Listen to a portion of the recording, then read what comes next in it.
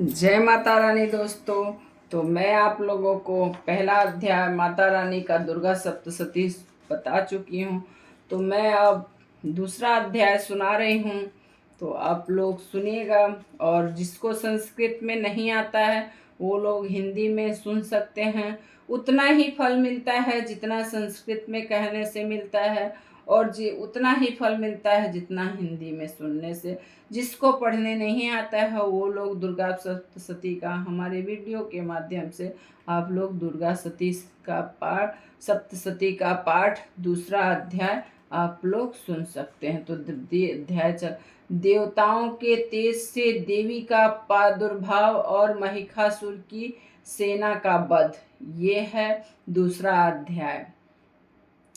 ओम मध्य चरित्र के विष्णु ऋषि महालक्ष्मी देवता उड़िस छंद शाकंभरी शक्ति दुर्गा बीच वायु तत्व और यजुर्वेद स्वरूप श्री महालक्ष्मी जी के प्रसन्नता के लिए मध्य चरित्र पाठ में इसका विनियोग है। मैं कमल के आसन पर बैठी हूँ, प्रसन्न मुख वाली महिषासुर मर्दनी भगवती महालक्ष्मी का भजन करता हूँ, जो अपने हाथों में अक्षमाला, फरसा, गदा, बाण, वज्र, पद्म, धनुष, कुंठिका, दंड, शक्ति, खंडक, ढाल, शंख, घंटा, मधुपात्र, शूल, पाश और चक्र धारण करती हैं।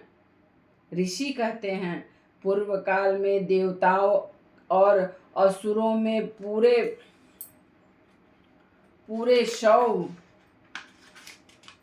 वर्षों तक घोर संग्राम हुआ था। उनमें असुरों का स्वामी महिषासुर था और देवताओं का नायक इंद्र ने उन युद्ध में देवताओं की सेना महाबली असुरों से परास्त हो गई। संपूर्ण देवताओं को जीत कर महिषासुर इंद्र बन बैठा।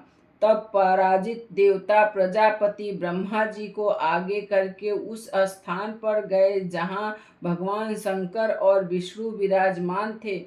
देवताओं ने महिषासुर के पराक्रम तथा अपनी पराजय का यथावत वृत्तांत उन दोनों देवेश्वरों से विस्तार पूर्वक कह सुनाए। वे बोले, भगवान महिषासुर सूर्य, इंद्र, अग्नि, वायु, चंद्रमा, यम, वरुण तथा अन्य देवताओं के भी अधिकार छीनकर स्वयं ही सबका अधिष्ठाता बना बैठा है। उस दुर्वात्मा महिष ने समस्त देवताओं को स्वर्ग से निकाल दिया है। अब वे मनुष्यों की भांति पृथ्वी पर विचरित हैं। दैत्यों की यह सारी करतूत हमने आप लोगों से कह सुनाई है। अब हम आपकी ही शरण में आए हैं, अब उसके वध का कोई उपाय सोचिए। इस प्रकार देवता वचन सुनकर भगवान विष्णु और शिव ने दैत्यों पर बड़ा क्रोध किया। उनकी भौहें तन गई और मुंह टेढ़ा हो गया। तब अत्यंत कोप में भरे हुए चक्र पाणी श्री विष्णु के मुख से एक महान तेज प्रकट हुआ। इस प्रकार ब्रह्मा, शंकर तथा इंद्र आदि अनन्य देवताओं के शरीर से भी बड़ा तेज निकला। वह सब मिलकर एक हो गया। महान तेज का वह पुंज ज्वाल्यमान पर्वत सा जान पड़ा। देवताओं ने देखा, वहां उनकी ज्वालाएं संपूर्ण दिशाओं में व्याप्त हो रही हैं। संपूर्ण देवताओं के शरीर से प्रकट हुए उस तेज की कहीं तुलना नहीं थी। एकत्रित होने पर वह एक नारी के स्वरूप में परिणित हो गया और अपने प्रकाश से तीनों लोकों में व्याप्त जान पड़ा। भगवान शंकर का जो तेज था उससे उस देवी का मुख प्रकट हुआ। यमराज के तेज से उनके सिर में बाल निकल आए। विष्णु भगवान के तेज से उनकी भुजाएं उत्पन्न हुई। चंद्रमा के तेज से दोनों स्तनों का और इंद्र के तेज से मध्य भाग कटी प्रदेश का प्रादुर्भाव हुआ। वरुण के तेज से जंघा और पिंडली तथा पृथ्वी के तेज से नितंब भाग प्रकट हुआ। ब्रह्मा के तेज से दोनों चरण और सूर्य के तेज से उंगलियां हुई। वसुओं के तेज से हाथों की अंगुलियां और कुबेर के तेज से नासिका प्रकट हुई। उस देवी के दांत प्रजापति के तेज से और तीनों के तेज अग्नि के तेज से प्रकट हुए थे।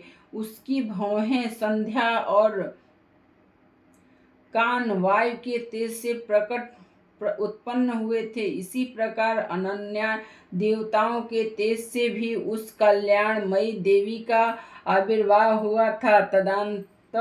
तदंतर समस्त देवताओं के तेज से जब पुंज से प्रकट हुए देवी को देखकर महिषासुर के सताए हुए देवता बहुत प्रसन्न हुए। प्रतियों में इस बार पिनाकधारी भगवान शंकर अपने शूल से एक शूल निकाल कर उन्हें दिया। फिर भगवान विष्णु ने वे अपने चक्र से उत्पन्न करके भगवती को अर्पण किया। वरुण ने शंख भेंट किया, अग्नि ने उन्हें शक्ति दी और वायु धनुष आदि बाण से भरे हुए 2 तरकस प्रदान किए। सहस्त्र नेत्रों वाले देवराज इंद्र अपने वज्र से वज्र उत्पन्न करके दिया और इरावत हाथी से उतार कर 1 घंटा भी प्रदान किया। यमराज काल दंड से दंड, वरुण पास, प्रजापति ने स्फटिक काष्ठ की माला तथा ब्रह्मा जी कमंडल भेंट किया। सूर्य ने देवी के समस्त रोमकूपों में अपने किरणों का तेज भर दिया। काल ने उन्हें चमकती हुई ढाल और तलवार दी। क्षीर समुद्र ने उज्ज्वल हार तथा कभी जीर्ण न होने वाले 2 दिव्य वस्त्र भेंट किए।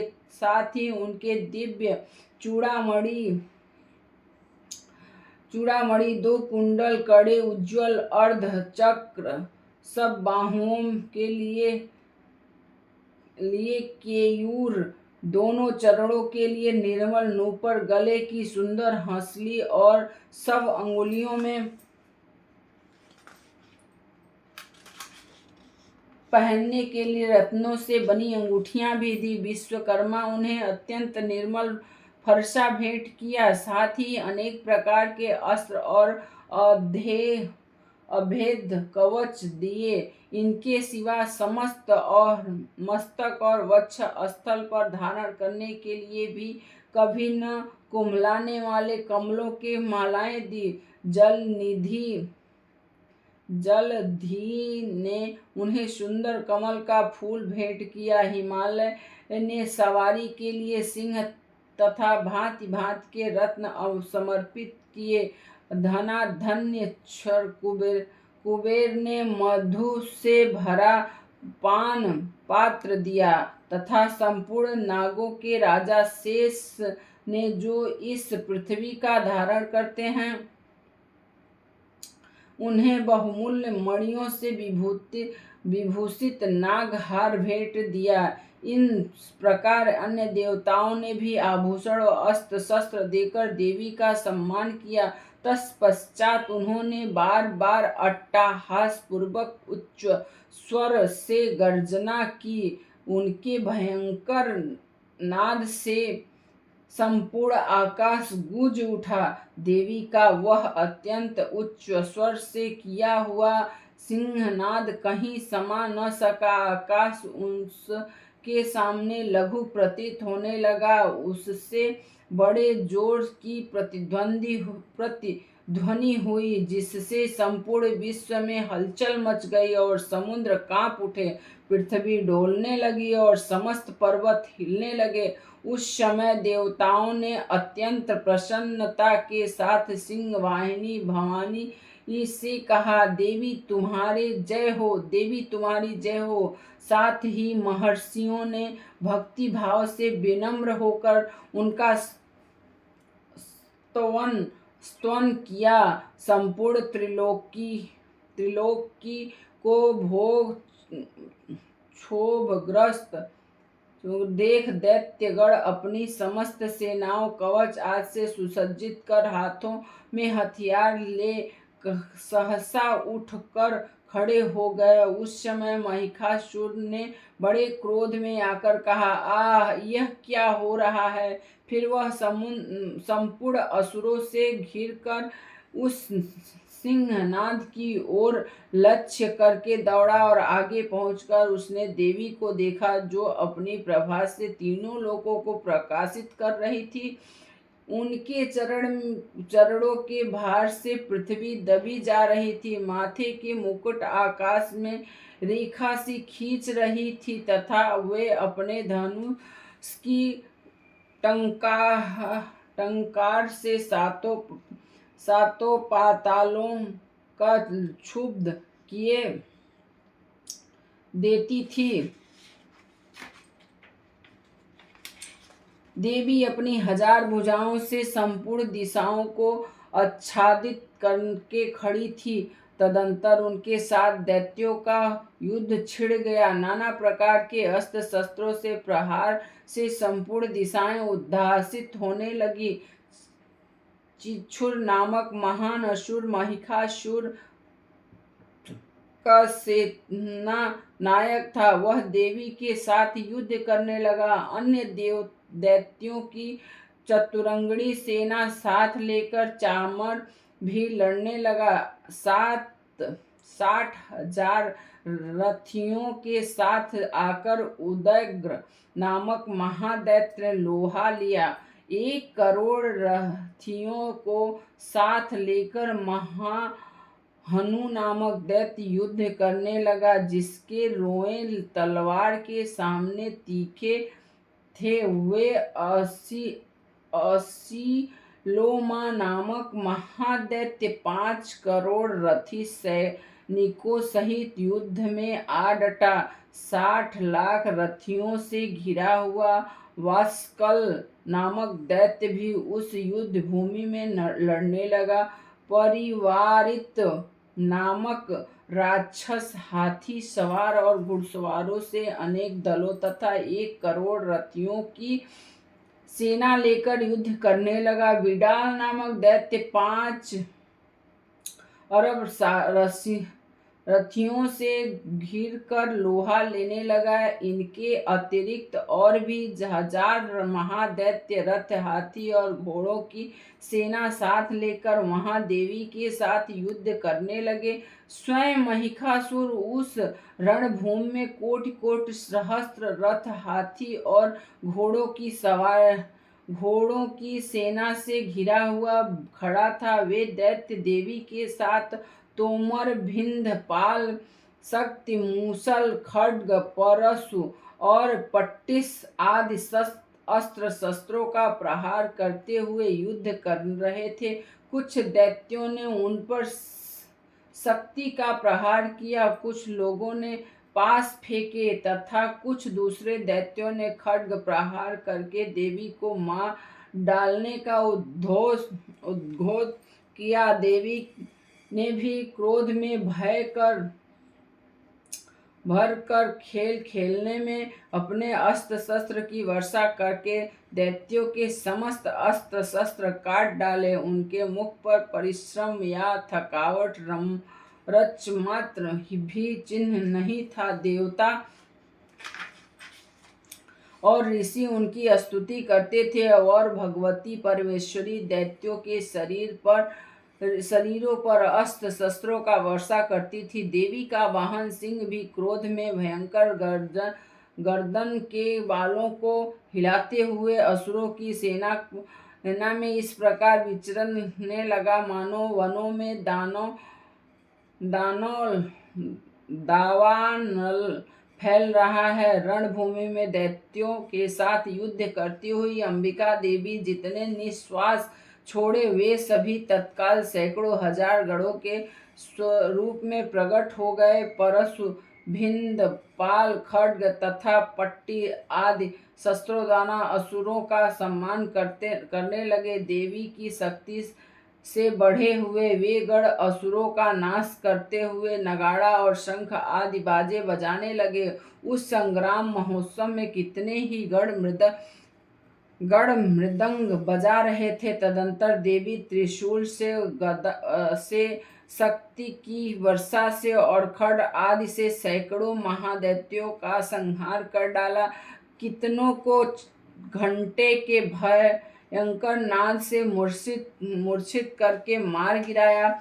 बहुतेरे दैत्यों को पास से बांध कर धरती पर घसीटा। कितने ही दैत्य उनकी तीखी तलवार की मार से दो दो टुकड़े हो गए। कितने की गदा की चोट से घायल हो धरती पर सो गए। कितने ही मूसल की मार से अत्यंत आहत होकर रक्त वमन करने लगे। कुछ दैत्य शूल से छाती फट जाने के कारण पृथ्वी पर ढेर हो गए। उस रंगांगम में वाण समूहों की वृष्टि से कितने ही असुरों का कमर टूट गई। बाज की तरह झपटने वाले देवी पीड़क दैत्यगण अपने प्राणों से हाथ धोने लगे। किन्हीं की बाहें छिन्न भिन्न हो गई। कितनों की गर्दनें कट गई। कितने ही दैत्यों मस्तक कट कर गिरने लगे। कुछ लोगों के शरीर मध्य भाग में ही विदर्भ हो गए। कितने ही महादैत्य जांघें कट जाने से पृथ्वी पर गिर पड़े। कितनों ही देवी ने एक वाह, एक पैर और एक नेत्र वाले करके दो टुकड़े में चीर डाले। कितने ही दैत्य मस्तक कट जाने पर, जय माता रानी, जाने पर भी गिरकर फिर उठ जाते और केवल धड़ के ही रूप में अच्छे अच्छे हथियार हाथ में लेके देवी के साथ युद्ध करने लगे। दूसरे कबंध युद्ध के बाजों की लयर नाचते थे। कितने ही बिना सिर के धड़, जय माता, हाथों में खड्ग, शक्ति और सृष्टि लिए दौड़ते थे तथा दूसरे महादैत्य ठहरो ठहरो यह कहते हुए देवी को युद्ध के लिए ललकारते थे। जहाँ वह घोष संग्राम हुआ वहाँ की धरती देवी के गिराए हुए रथ, हाथी, घोड़े और असुरों की लाशों से ऐसे पट गई कि वहाँ चलना फिरना असंभव हो गया। दैत्यों की सेना में हाथी, घोड़े और असुरों के शरीर से इतना अधिक मात्रा में रक्तपात हुआ था कि थोड़ी देर में वहाँ खून की बड़ी बड़ी नदियाँ बहने लगी। जगदम्बा ने असुरों की विशाल सेना को क्षण भर में नष्ट कर दिया। ठीक उसी तरह जैसे तृण और काठ के भारी ढेर को आग कुछ ही क्षणों में भस्म कर देती है और वह सिंह की गर्दन बालों को हिलाकर जोर जोर से गर्जना करता हुआ दैत्यों के शरीर से मानो उस प्राण चूने लेता था। वहाँ देवी के गणों ने भी उन्हें महादैत्यों के साथ ऐसा युद्ध किया जिसके कारण खड़े हुए देवतागण उन पर बहुत संतुष्ट और फूल बरसाने। इस प्रकार से मार्कंडेय पुराण में सार्वणिक मन्वंतरी कथा के अंतर्गत देवी महामाया महात्म्य महिषासुर की सेना का वध नामक दूसरा अध्याय पूरा हुआ। जय माता रानी। जो भी त्रुटि हुई है माफ करना। सर्वमंगल मांगल्ये शिवे सर्वासाधिके शरणे त्र्यंबके गौरी नारायणी नमस्तुते। जयंती मंगला काली भद्रकाली कपालिनी दुर्गा क्षमा शिवा धात्री स्वाहा सदा नमस्तुते। तो आप लोग सुनिएगा माता रानी का ये द्वितीय अध्याय समाप्त हुआ। जय माता रानी। दुर्गा सप्तशती का दूसरा अध्याय हिंदी में संपूर्ण हुआ। माता रानी सभी को कल्याण करना माँ। मेरे से जो त्रुटि हुई है माफ़ करना माँ।